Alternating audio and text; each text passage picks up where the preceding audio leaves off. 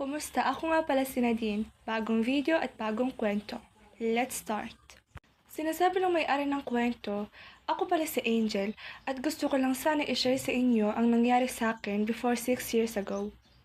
Kami kasi after high school, pwede kami mag-aral ng university kahit malayo sa tinitirhan mo. Or sa ibang city, kaya nag-apply ako ng Faculty of Commerce. Na halos 4 hours ang layo sa tinitirhan ko. Dapat sana mag-stay ako sa student housing kasi malayo yung university sa tinitirhan ko. Kaya napapili ako. Mag-stay sa student housing or mag-stay sa boarding home. Yung university na pinag-aaralan ko ay famous sa kagandahan at lahat ng hill at elevation nito. So yung building na nirerentahan namin ay 2 section. Mga apartment sa tabi ng kalsada sa labasan at apartment sa looban. Yung apartment sa looban kasi malapit sa mga highland at mga bato. Tas wala rin silang mga bintana, maliliit na butas lang. At dahil sa heograpiya ng lugar, kahit sino ang kayang makaabot sa bintana kahit mataas na yung tinitirahan namin. Tinakpan na rin naman yung mga butas na maliliit gamit ang karton para mas safety more. Tapos meron rin naman bintana sa sala pero hindi namin pwedeng buksan. Nang dahil halos doon na kami nagsistay. Kasi kung matulog kami sa mga kwarto sa baba, makikita kami sa maliliit na butas kahit na natakpan na. Pagkatapos lahat ng mga sinabi ko sa inyo, dito na magsisimula ang mga nangyayari sa akin. Nagsimula kasi yung lahat nung nag-decide akong i-prank si Sarah, yung kasamahan namin. Yung apartment kasi na tinitirhan namin may 3 kwarto. Bawat kwarto may 2 babae. Tas bawat student din may sarili ng kama at lamesa na pag-aralan. 6 kaming lahat na nandun. Isang araw, late na akong nakauwi galing lecture. Tas nag-decide pa yung mga kasamahan ko na pagtripan ako. Pero nabigo sila kasi naintindihan ko agad. Kaya nagpasya na lang ako na sabihin sa kanila si Sarah na lang yung pagtripan natin. So nagtago kami sa kwarto niya, tas pinatay namin yung mga ilaw para pagkapasok niya gulatin na lang namin siya. Tas yun, natakot nga siya tas nagulat. Pagkatapos nun, doon na nagsimula ang mga kakaibang nangyayari sa apartment.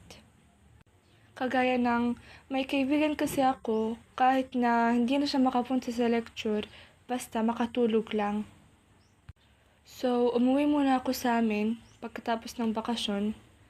Nang pabalik ako, nakita ko yung kwarto ko nakabukas. Nakasarado naman yung mga ilaw tas madilim yung kwarto. Kaya hindi ko naman inimagine na may pumasok. Kasi di naman magulo yung kwarto. Di nakapasok na ako. Nagayos na ako ng gamit. Habang nagayos ako ng gamit, parang may naririnig akong tumatawag sa cellphone sa kabilang kwarto. Pero di naman nagtagal, mga 5 seconds lang siguro. Tapos maya-maya may naririnig na naman akong may sumagot. Narinig ko yung boses ni Sarah. Parang sinagot niya yung cellphone, tapos sabi niya, "Hello pa." Di tumayo ako, pupunta sana ako sa kwarto niya, babatiin ko sana siya. Pero yung nagpunta na ako doon, wala naman tao. Di nagulat ako, natakot ako syempre, hinahanap ko, sabi ko, "Sarah, wag mo na akong takutin. Narinig kita, wag ka na magtago." Walang tao, kaya sabi ko na lang sa sarili ko, baka nag-i-imagine lang ako. Tapos na yung first year, yun lang yung mga nangyari. Last na ng second semester, magbabakasyon na sana kami kasama yung mga pamilya. Before na kami magbakasyon, may nakatira na sa taas namin bagong kasal. Sa second year naman, may lumipat na isang kasamahan namin. Tuwing may papalit sa pwesto niya, hindi nagtatagal. Last semester naman ng second year, patapos na yung isang kaibigan namin na si Alex. Kami meron pa kaming 2 exam. Next day, ihahatid na namin siya, tapos pagkatapos magsisimba sana kami. Pero, sumakit pakiramdam ko, kaya hindi na ako nakasama sa kanila, di na natuloy. Di umuwi na lang ako mag-isa, sila na lang muna. Nung pauwi na ako, dumaan ako dun sa may-ari ng boarding namin kasi may curfew siya. Bawal umuwi after 9.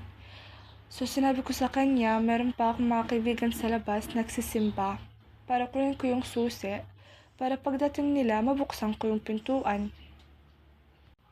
So habang naghihintay ako nakabukas yung pintuan para pagbalik nila marinig ko sila para mabuksan yung pintuan.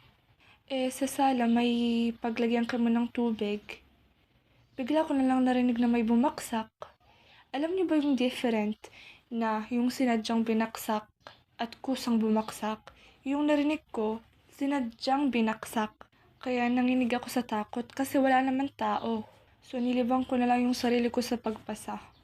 So maya-maya na naman, may naririnig na akong may mga tumatawa. Akala ko nandyan na sila, sumilip ako sa bintana. Wala naman tao, sino kayo yung mga tumatawa na yun? Kaya hindi ko na masyadong iniisip para hindi na ako matakot. Pang third year na namin, may kapitbahay kaming tumira. Sobrang ingay.